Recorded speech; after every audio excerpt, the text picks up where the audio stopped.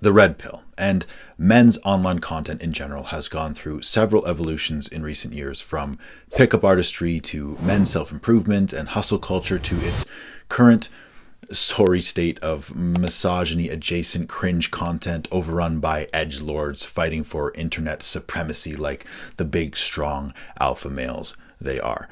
I think it is important that we talk about this because the internet is the most powerful source of education and influence in society today, especially for people who don't have role models in the home and are looking for guidance and a sense of belonging. So how about we take out some of the trash together and also expose how feminism and women have also become a poisonous parallel. So make sure you share your own observations, questions, concerns, challenges, arguments, and experiences in the comments. What I see out there, I see that there has been two main camps taking shape. The first being looks maxing wannabe chads, tryhards who love a good crypto rug pull and prowling the streets for drunk college girls to rack their body count up. My honest to God true body count, bro, no cap.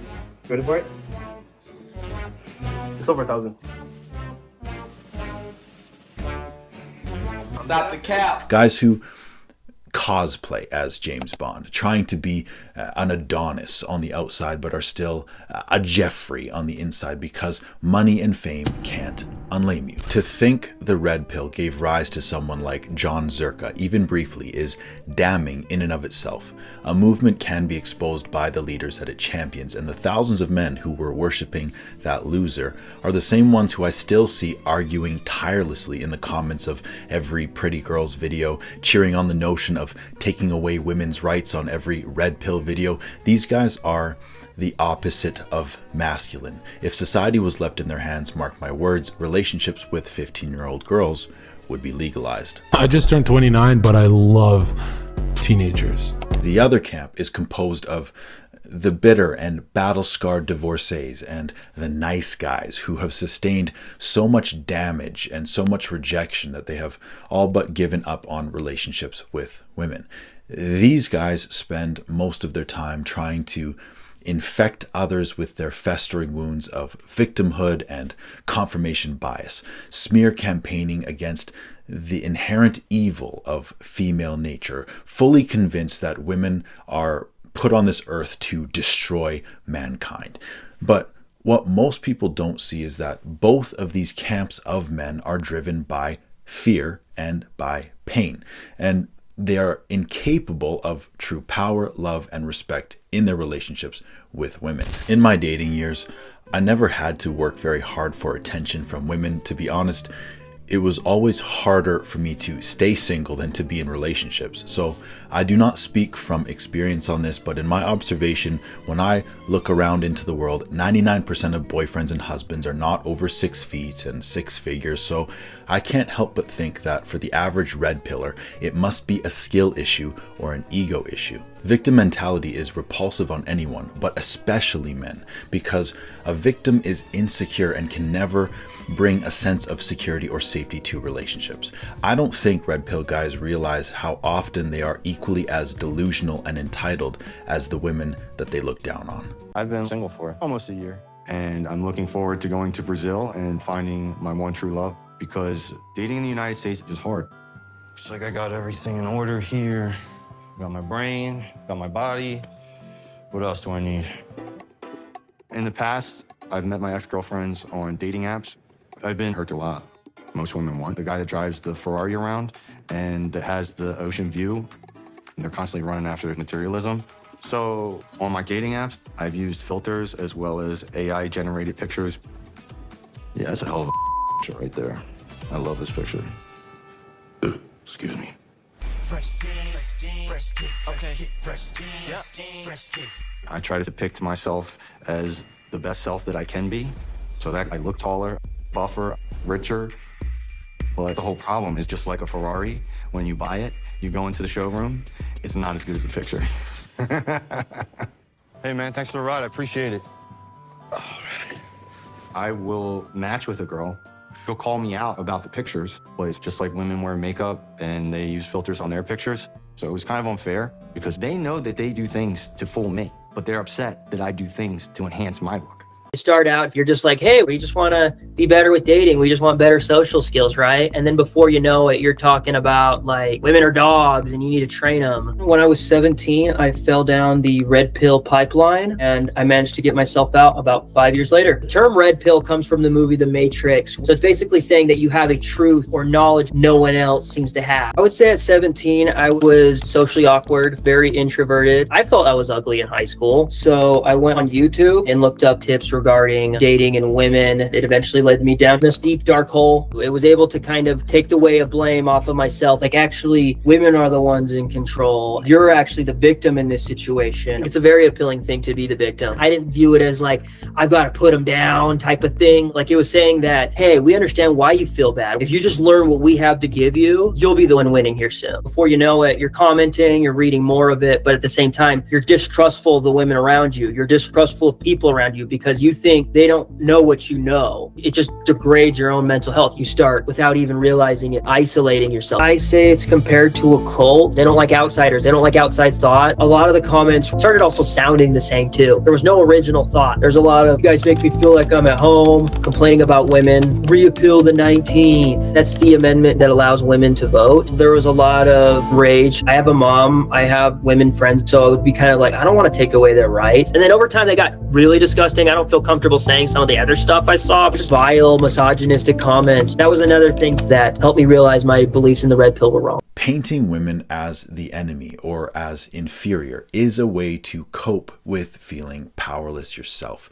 These men are trying to create a sense of safety by either using women from a position of ego and dominance or by avoiding connection from a position of victimhood. And the invisible string that connects most of these men is that very few of them come from loving, stable homes where their own parents exemplified loyalty, leadership, sacrifice, and teamwork. Coincidence? I think not!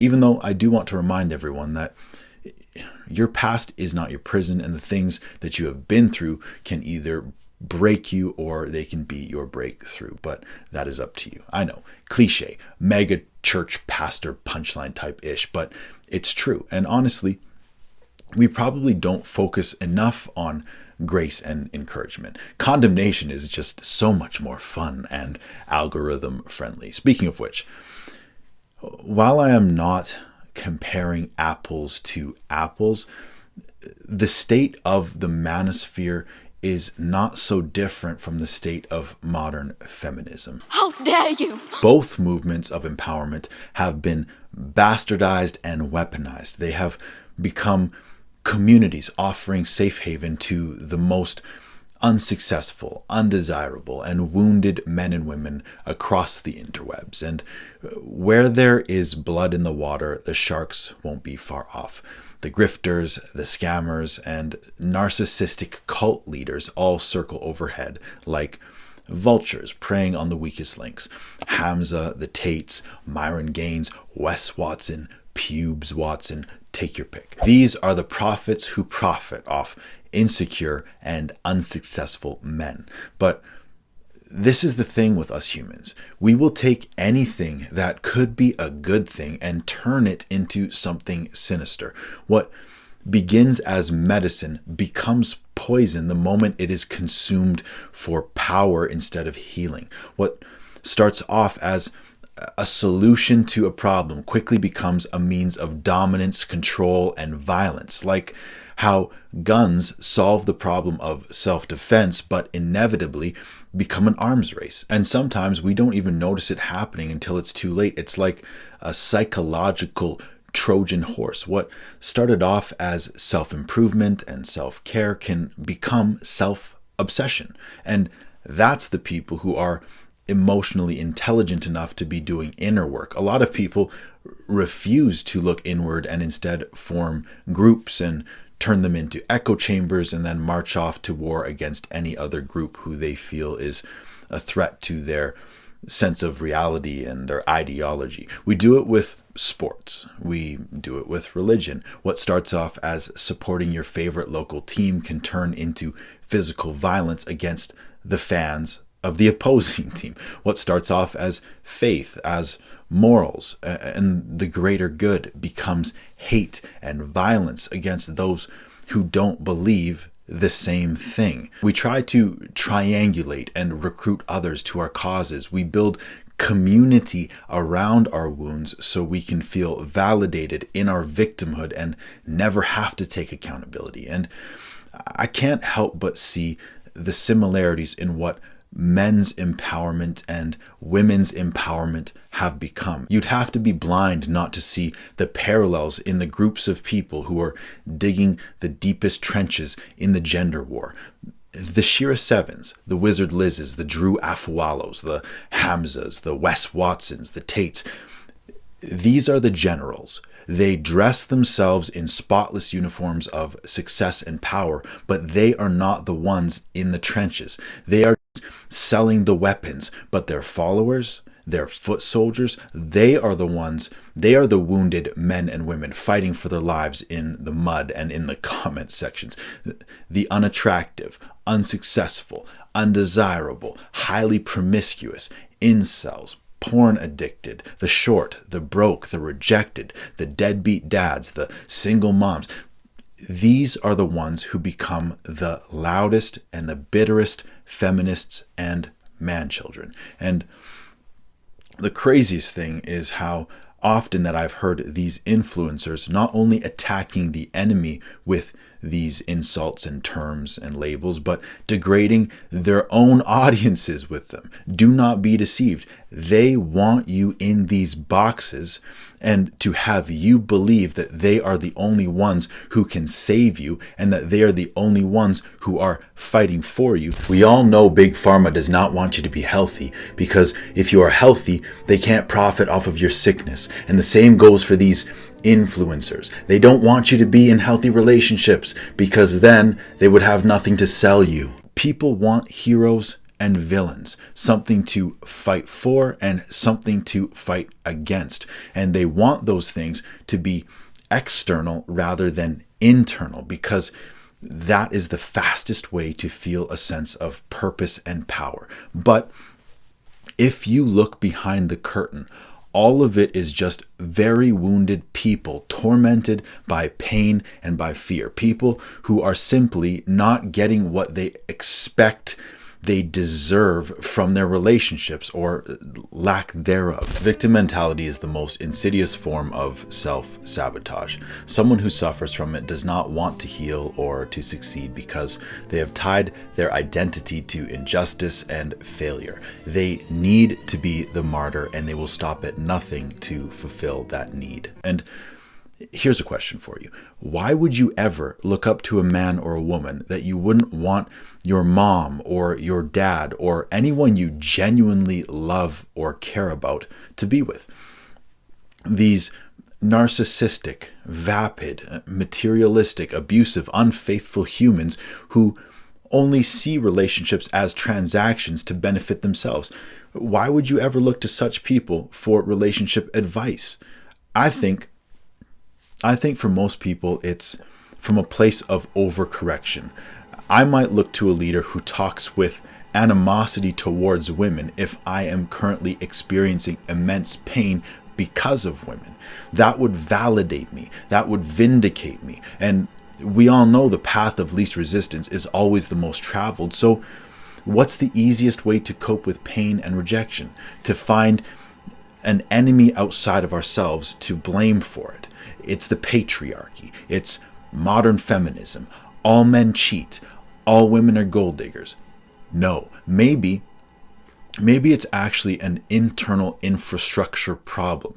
But that is the truth that no one wants to hear. It's the one that does not sell because it means you have to look in the mirror. It is so much easier to attack someone else's character than it is to build your own. It is so much easier to join a war than to heal a wound. I think both red pill and feminism have been exposing how desperate we are to belong and how quickly we will trade truth for tribe. We want to be seen as the good ones, the smart ones, the righteous ones, and we forget to actually become those things. And That's how empowerment becomes ego and entitlement, and how self-awareness turns into self-righteousness. It's like we're all standing in this burning house arguing over who started the fire instead of figuring out how to get out alive. What began as men trying to reclaim their strength and women trying to reclaim their worth for great reasons and intentions, it has turned into both sides standing in a mirror screaming at their own reflection. And maybe the real red pill and the real feminism isn't about conquering or competing, but about healing, because healed men don't need to dominate and healed women don't need to hate. It is only people who do not have security within themselves who are obsessed with relentlessly attacking anything that has the potential to trigger them, because what they're trying to do is to feel safe. They just don't understand that it is an internal issue, not an external one. And maybe the war ends the moment we stop fighting each other and start fighting what's broken inside of ourselves, so we stop making the same mistakes. Again! You